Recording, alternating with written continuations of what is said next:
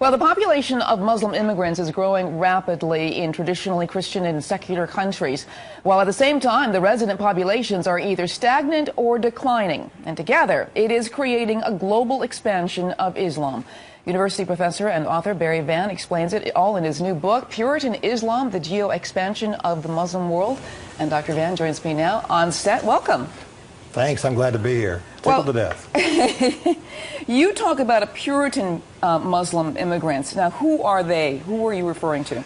Puritan Muslims are fundamental Muslims, Muslims who believe in a literal interpretation of the Quran. And I borrowed the term from Khalid Abdul Khalid, who says the people who have thrown away history and who have embraced the literal interpretation and the teachings of the Prophet are Puritans. They want to purify the faith. They want to purify the world, literally. And who are they, and how large a group are they? Well, that's a good question. They're probably, in the United States alone, I would say probably over 100,000 right now that would characterize himself as someone who would see suicide bombing to protect Islam as an appropriate behavior, even against civilians.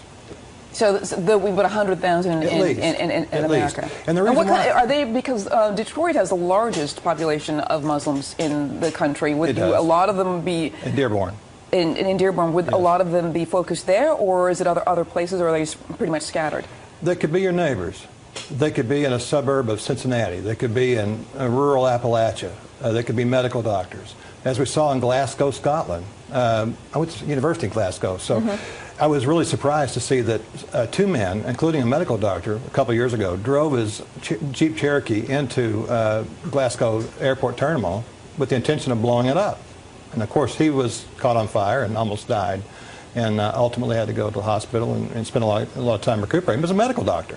So it's not necessarily a function of poverty, it's a function of ideology. And people don't walk around with a shirt on that says, I'm a Puritan Muslim. I really believe what the Quran has to say, and I act on it. It could be someone who's poor, it could be someone who's rich. We just don't know.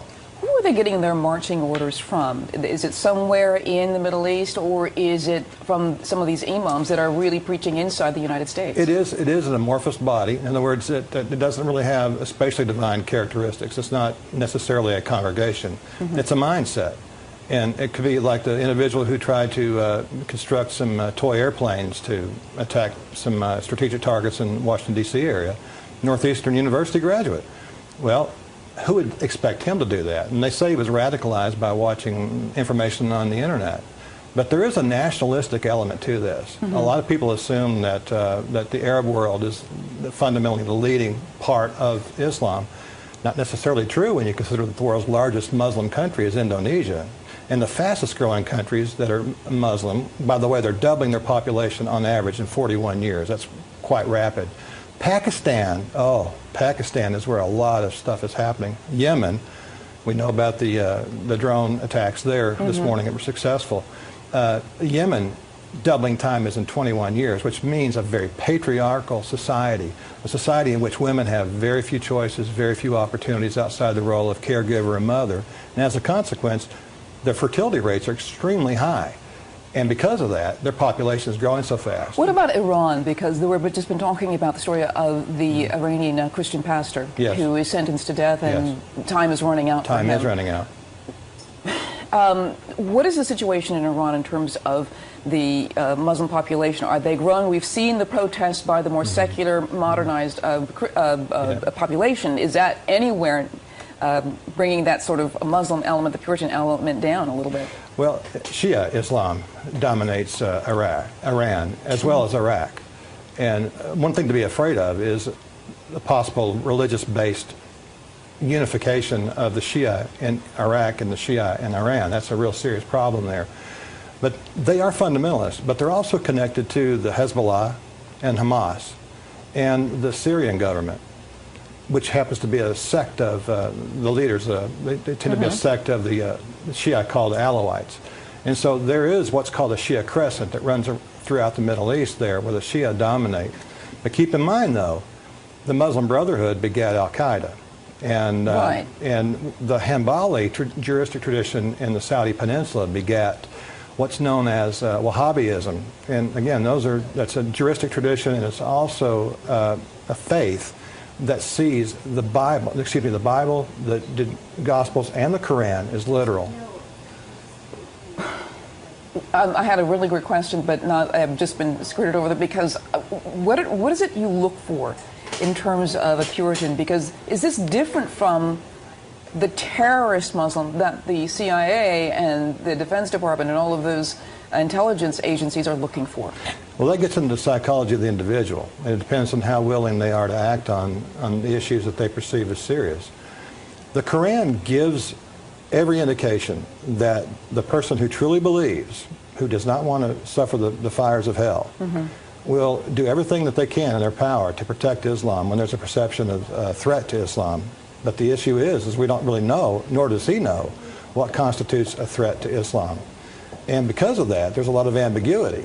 And one individual might perceive a simple verbal insult or a cartoon of Muhammad depicted in a Danish newspaper, or the Pope saying something about the evangelical efforts of early Islam as something that constitutes a threat to Islam, and it could cause some people to rise up and become militant and radicalized.